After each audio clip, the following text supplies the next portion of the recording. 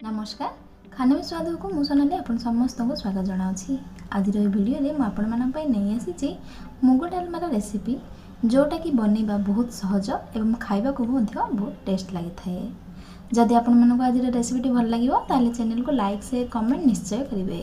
तो चलंतु आज रेसिपी को स्टार्ट करिबा। तो मुग डालमा करिबा पई प्रथम रे नैछि गोटे कप मुग, परिवारे नैछि जन्ही, बोईताळु, अमृतभंडा, बाइगण, मुनिका, आलू आउ टमाटर। एठारे पनीपरिबा गुड़िकर मात्रा आपनको पसंद रे याठू कम बा बेसी मध्य करि परिबे। तो एठारे गोटे डेक्ची को हल्का गरम करि नेछि। एबे एथिरे गोटे कप मुग डाली को पकाई लो रु मीडियम फ्लेम रे लाइट ब्राउन कलर हेबा पर्यंत भाजी नबा। किछि समय भाजिला परे मुग डाली गुड़िक हल्का ब्राउन कलर हो जाइछि। तो एबे याको गोटे प्लेट को काढी नबा। एबे सही डिक्ची रे ही नै जाउछि 2 ग्लास पानी। जदि परे पानी दरकार पड़े ताहले पानी को ऐड करिबा। गैस रे फ्लेम को हाई रे रखि पानी को फुटिबा पई छाडिबा।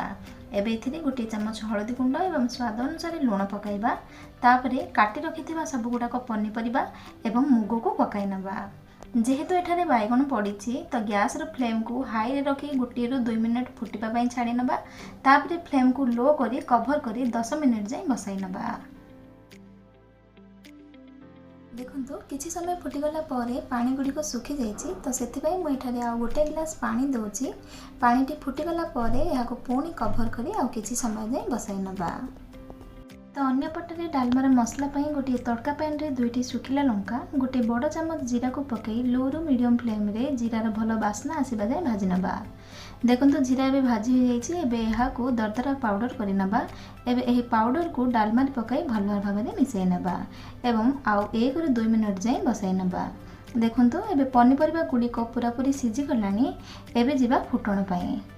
तो या पई मु गोटे तड़का पैन रे नै जाउछि 2 चम्मच गुआ घिओ गरम हो गले से पकई नबा सोरिष, जीरा, 1 इंच अदा को एपरी छेची रखीचे। एबे ताहा को पकाई नबा।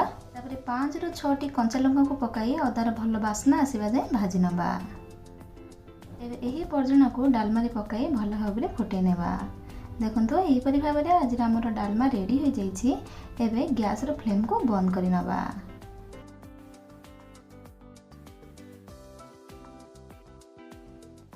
एबे यहाँ को गरमा गरम भात, लेंबू, कंचा लंका, लूण सहित एंजॉय करि परिबे। जदि पाखरे काकुड़ी रहिछि ताहले आहुरी भी मजा आसी जिवो।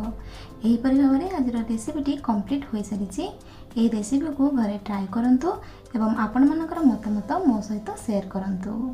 पुणी थरे देखा हबो नेक्स्ट वीडियो रे आ गोटे नुवा रेसिपी सहित। धन्यवाद।